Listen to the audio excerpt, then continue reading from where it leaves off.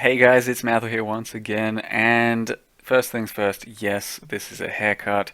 Got it yesterday. Basically, I was just really sick of having long hair. The upkeep's just too terrible, and I did not enjoy it anymore with wind and running and climbing, all that sort of shit. So I got a pretty short haircut.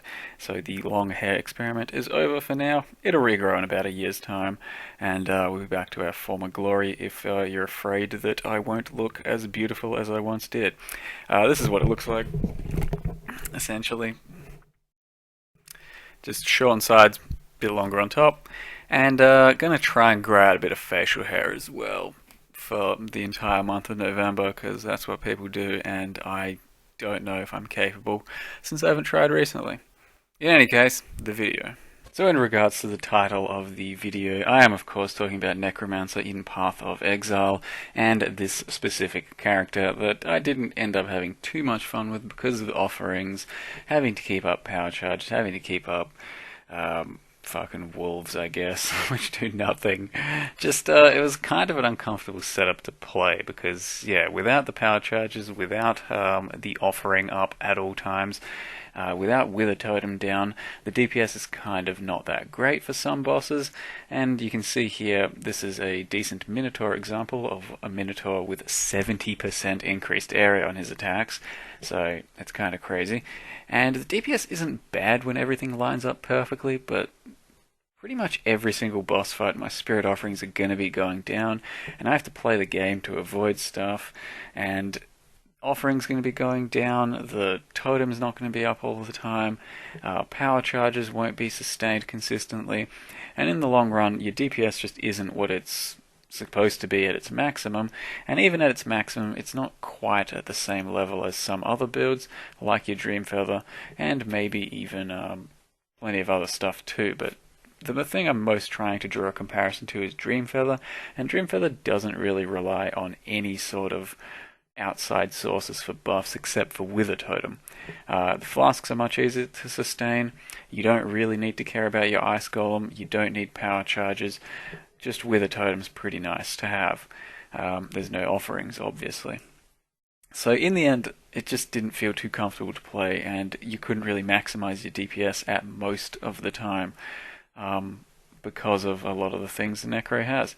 But I was just talking about RIP D3 because, yeah, their big announcement that everyone was waiting for was essentially they're hoping for an expansion, or Diablo 4, which might still come in the future, but all they got at BlizzCon was the announcement of the Necro class coming back from D2 into D3. So if you're into that sort of thing, then you got something to look forward to.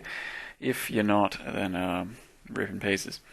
This is the Hydra fight. I'm not going to show the full fights on just about all of the Guardians because you know what a poison immune Hydra fight looks like.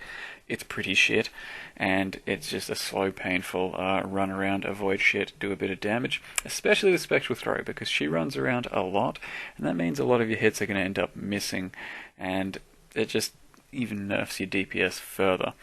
But in the end, the DPS against Hydra was pretty comparable to Dreamfeather. Just there's more to sustain, and it was a bit harder. Chimera boss fight DPS was a bit better than Dreamfeather's, I'd say, but in the end it was also just a bit too squishy, kinda. Dreamfeather has 70% evasion, 75 I think even, and 45% dodge. As well as that, regening life is kind of up to you more than just leeching.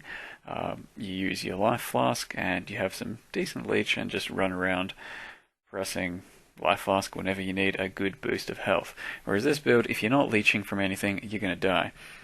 And unless you can run around and just regen some ES. And I do get in trouble with certain boss fights and situations, mostly only the really, really tough stuff with certain mods. That's where my just straight up leech mechanic gets you in trouble, because it's not like Blade Vortex, for example, where you're going to have a skill around you at all times, damaging things at all times, and thus keeping you alive at all times. Spectral Throw with the single target, with the slower proj, just gets you kind of fucked in a lot of these situations, as you can see here. I do end up having to do a lot of kiting, and I probably won't show you the entire Chimera fight because it does go on for a while, and I end up dying to the snakes once, and then just having to kite them around for a while. So the ads are actually the hardest part of the Chimera fight for me, because the boss himself I can more or less face tank, and it's not too hard. The leech is kind of okay in that situation. The one thing that this build did have was Uber was not too bad. This is me taking on Uber Trash at the moment, and Uber Trash was actually a lot better than Dreamfeathers. If you've seen the Dreamfeather videos for Uber then the trash is probably the worst part of it by far, and it just takes a while to get through. It's not terribly dangerous, it does die, but it takes a few minutes because trash DPS just isn't very good since you don't crit and all that. This is the Vals, and they died too fast, it seemed, because I killed him before I killed the other one, and that got me in trouble because I didn't kill this one fast enough because my offering went down, my flasks went down, and on top of that, my stun immunity is tied to my boot enchant, and since I didn't kill anything recently, I got stunned in that rain for a very long fucking time. Next up, I went into the trio, and I did make a couple of mistakes early on. I didn't really have good momentum here, and I messed up on my setup on the first attack, but did end up killing it with a few problems because I was going slow proj, as I should for single target DPS, and single target DPS was pretty good when it got going, especially with Wither Totem, as you can see. But then I'm just slow proging and having to kill ads, and since I'm relying on my boot enchant for stun, I can get stunned by them, and my leech isn't quite good enough to be able to just sit there and face tank the boss by himself. So I did have to essentially die so I can put GMP back into the setup so I could kill ads at the same time as killing the Cycloner. And it wasn't terribly fun or comfortable. So I've had to speed it up a bit here too because it's kind of a long slog, something like a minute's worth of the fight, just having to do some kiting, clearing the ads and moving on from there. Because the DPS single target is really quite good, but when you're using GMP, you're reducing all your damage by 30%, something like that, including the poison damage, so it's a really big nerf, and you're also sacrificing a good link. Yeah, it's just going to make the poison far less effective and far less noticeable than when you go into slower proj mode, since you're missing another 30% there. Atziri, business as usual, basically the same as what the Dreamfeather fight experiences. Really healthy single target. I can keep up my offering pretty much all the time on this fight, so that's a large DPS gain. The ad phase here in between dies almost instantly, just like Dreamfeather. It's probably a little bit more dangerous because I don't have as much evasion or dodge, and I'm probably not quite as fast on the run speed or the whirling speed or shield charge speed, but overall Atziri is really easy for this build, just like it is for Dreamfeather. And Uber Atziri in general should still be really easy for this build if you're playing this. It's just I messed up a couple times during the previous bosses. So for everything up until Shaper and maybe a couple of the Guardians, this build actually performed pretty damn well, but I wouldn't really recommend it too much over a Dreamfeather because it didn't really do much that Dreamfeather doesn't already do, except for require a Shavs, which is a bunch of currency, a 6-link, which is a bunch of currency, and then a 4-off color on your Shavs, which is also potentially a bunch of currency. Got a bit lucky on the Atziri there. So in the end, the build did perform well enough, but when you have a pretty much better and cheaper alternative in Dreamfeather, there isn't much point in playing it, in my opinion, so I would not recommend really following this one along. Yeah, you can see the DPS there is okay, and this is where we start to struggle, because if you notice my offering, it goes down quite a lot throughout this fight, and that's a pretty big deal on the DPS. You'll also notice I don't have any power charges, I just can't fit them in. Another huge drawback of this build is I just cannot get enough skill gems into my setup, so I can't even really get some sort of power charge on crit setup into my build. I'm still missing something like Val Haste, I think, as well, would have been ideal. There was a bunch of stuff I kind of wanted to put into the build but just can't because I'm really stressed for links with all the offering stuff. Desecrate, just about every other stuff like with a totem, you know, I was really stressed for links. And this is where I really started to struggle. The ads. I could not, for the life of me, kill them before Zana gets killed, because Wither Totem's always dying, and my offering's going down quite routinely. So that's a huge loss of DPS. My power charges are disappearing. I don't have a Evolved Lightning Trap for this one, and I run out of flasks rather quickly. As well as that, Slow Proj just wasn't hitting as well or consistently as I seem to feel on the Dreamfeather build. Dreamfeather's also consistent because it just doesn't rely on crit or hit chance anywhere near as much as this build would. I only have something like 40% crit without power charges or Diamond Flask. So it's only with Diamond Flask and power charges that you have reliable enough crit for good damage. All in all, it just ended up being kind of a mess on Shaper and a couple of the Guardians, I'd say. It's still very much a decent build up until then, and you can make it better even, I imagine, with a few tweaks.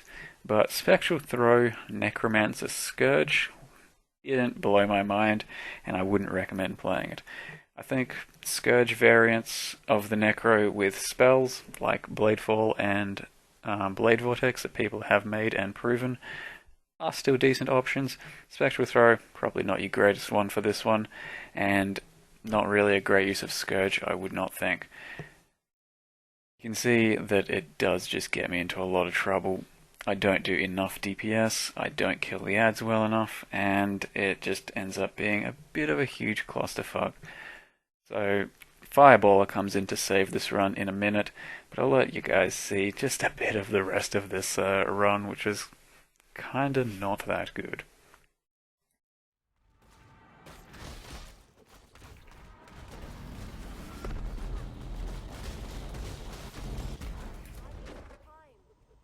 Oh no, not again.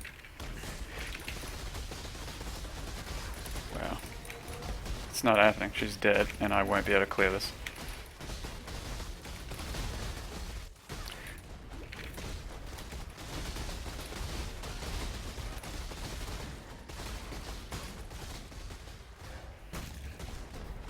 Fucking Necro skills are just such a large part of my damage, and when they fall off, I'm boned.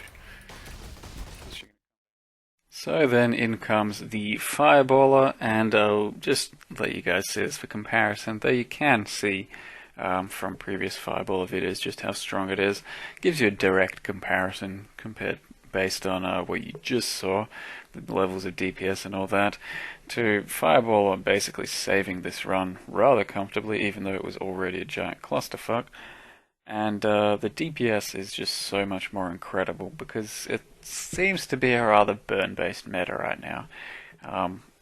Burns is one of the things you can scale really nicely on quite a lot of bosses, except for Phoenix and Uber Siri, of course. And the damage is just absurd because there's not much resistances to you, basically, is what I mean to say. With your penetrations, if you're going Inquisitor, or the Elementalist like I am with Elemental Equilibrium and the Fire Pen Gem, there's really no resistances in the game that slow you down too much.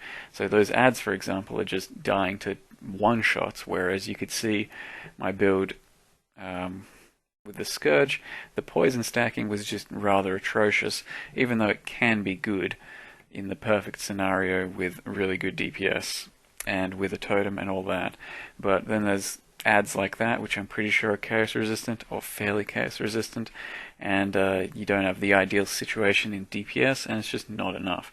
Whereas Fireball here does not give a single fuck. All he's got to do is land a few little burns here or there, or you can see some other people's burn-based characters that they've made, which have had crazier burns.